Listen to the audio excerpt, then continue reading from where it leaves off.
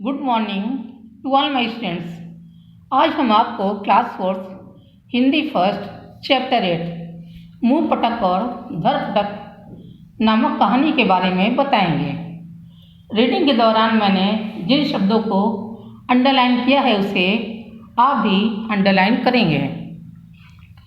दो पहलवान थे, मुंह पटक और धर पटक। मुंह पटक पहलवान की बड़ी चर्चा थी।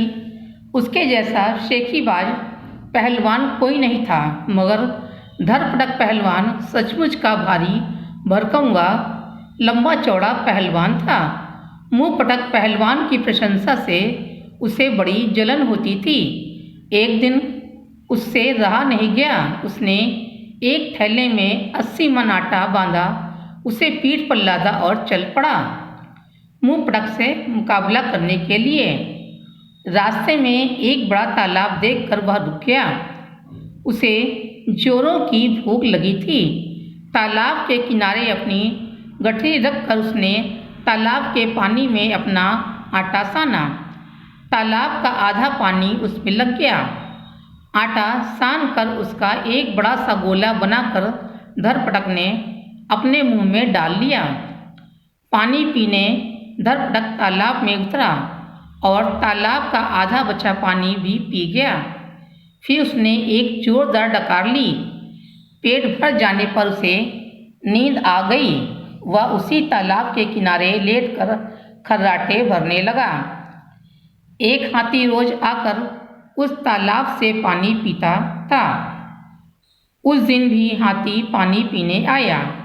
तालाब को सूखा देखकर उसे बहुत गुस्सा आया। वहाँ पर एक आदमी को लेटा देखकर हाथी ने क्रोध से उसके सिर पर अपना भारी भरकम पैर रख दिया। इससे धरपटक पहलवान की नींद टूट गई। उसने खींचते हुए कहा, अरे अगर तुम सिर ही दबाना चाहते हो तो जरा ढंग से दबाओ। धरपटक पहलवान की बात सुनकर हाथी को और गुस्सा आ गया। वह उसे अपनी सूंड में लपेट कर उछालने ही जा रहा था कि धरपटक पहलवान ने फुर्ती से उठकर उस हाथी को पकड़कर अपने झोले में डाल लिया और वहां से आगे चल पड़ा। मुंह पटक पहलवान के घर के सामने पहुंचकर धरपटक पहलवान ने आवाज लगाई, कहाँ हो मुंह पटक? सुना है तुम बड़े पहलवान हो, हिम्मत है तो मेरे सामने आओ। यह सुनकर मुंह पटक घबरा गया। डर के मारे वह अपने घर के पिछले दरवाजे से निकलकर जंगल में जाकर छिप गया। मुंह पटक की पत्नी ने बाहर आकर कहा, जी वे तो घर पर नहीं हैं, कोई पहाड़ ठेलने गए हैं। धरपटक ने झोले से हाथी को निकालकर उसके आंगन में फेंकते हुए कहा, मैं इसे अपने पति को दिखाना और कहना कि धरपटक पहलवान उससे जोर आजमाना चाहता है। ऐसी विचित्र बात सुनकर धरपटक की पत्नी और उसका बेटा घबरा गए, लेकिन मुंह पटक का बेटा भी अपने पिता की तरह चालाक था। उसने अपनी कर्कश आवाज में चीखते हुए कहा, अरे माँ, इस आदमी ने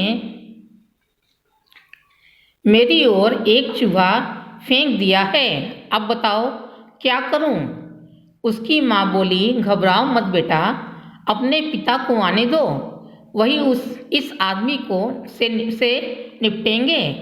फिलहाल इस चूहे को झाड़ू मार कर फेंक दो। इसके बाद झाड़ू लगने की आवाज़ आने लगी।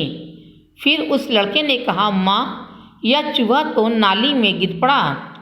धरपटक पहलवान सोचने लगा, जिसका बच्चा इतना ताकतवर है वह स्वयं भी जरूर मेरे जैसा ही बलशाली होगा। मुंह पटक के घर के सामने काफ़ी ऊंचा ताड़ का एक पेड़ था। धरपटक ने पेड़ को उखाड़ कर कहा, ओ छोकरे, अपने पिता से कहना मुझे एक छड़ी की ज़रूरत थी, इसलिए मैं इसे लेकर जा रहा हूँ। बालक ने पलटकर जोर से कहा, माँ देख रही हो, यह दुष्ट आदमी मेरे पिता की दंतखुदनी सीख लेकर भाग रहा है। इतने बड़े पेड़ को सीख कहता देखकर धरपटक की आंखें अचरज से फैल गईं। वह तुरंत वहां से भाग खड़ा हुआ। मुंहपटक ने घर लौटकर अपने बेटे से पूछा, कहाँ गया वह आदमी? बेटे ने कहा, वह हमारा ताड़ का पेड़ उखाड़ कर यहाँ से भाग गया। मुंहपटक ने मुंह बनाकर कहा, तुमने उससे कुछ कहा नहीं? बेटे ने जवाब दिया, जब वह लेकर भाग ही गया तो मैं उससे क्या कहता? बेटे की बात सुनकर मुंहपटक को बहुत गुस्सा आया। वह बोला, मेरा बेटा होकर भी तुमने मेरा नाम डुबो दिया। क्या तुम उसे कोई मुंह तोड़ जवाब नहीं दे सकते थे? चलो तुम्हें ले जाकर नदी में फेंक देता हूँ।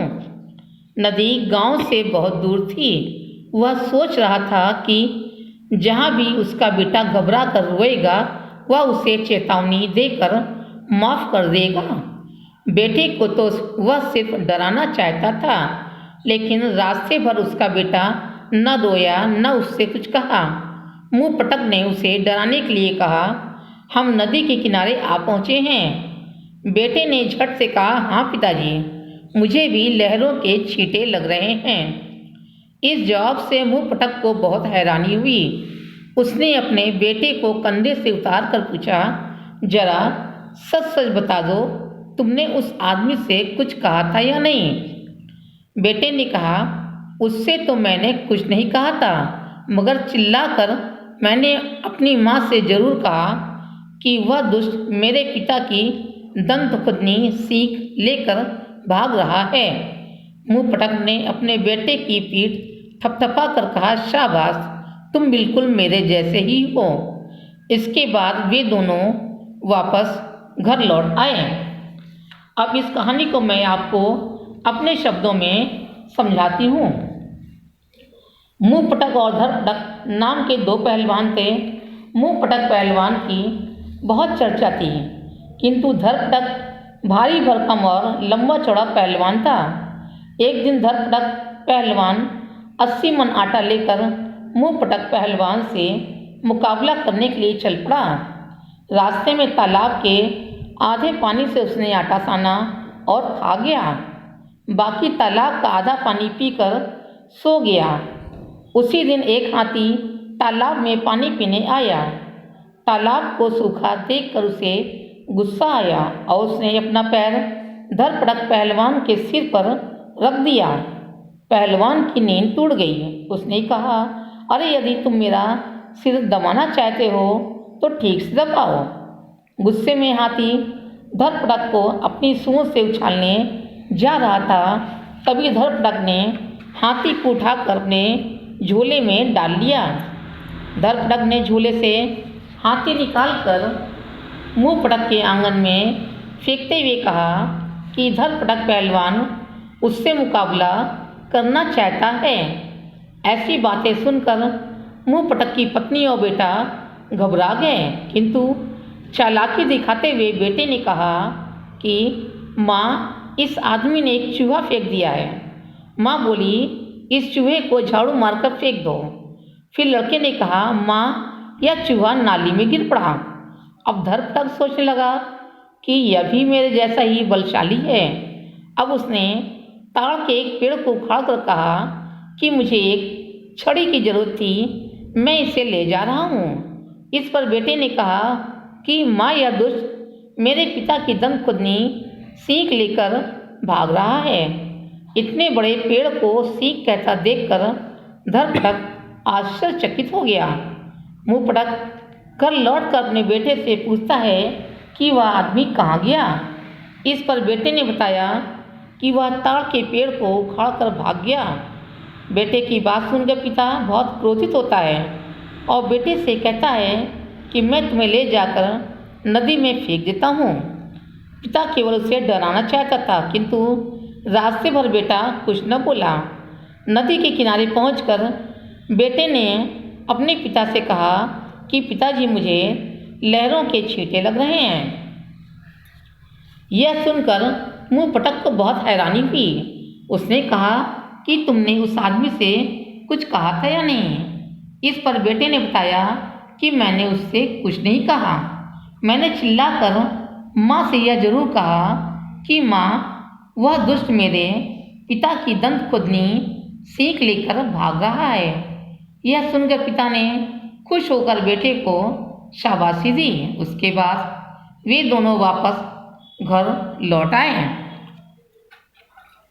इस चैप्टर का शब्दार्थ आप लोग अपनी नोटबुक में लिखेंगे। आइए अब हम अभ्यास कार्य करते हैं। रिक्त स्थान भरिए। पहला, धरपटक पहलवान डैश व डैश पहलवान था, भारी भरकम व लंबा चौड़ा। दूसरा, हाथी ने धरपटक के सिर पर अपना डैश पैर रख दिया, भारी भरकम। तीसरा, दुष्ट मेरे पिता की डैश डैश लेकर भाग रहा है, दंत खोदनी सीख।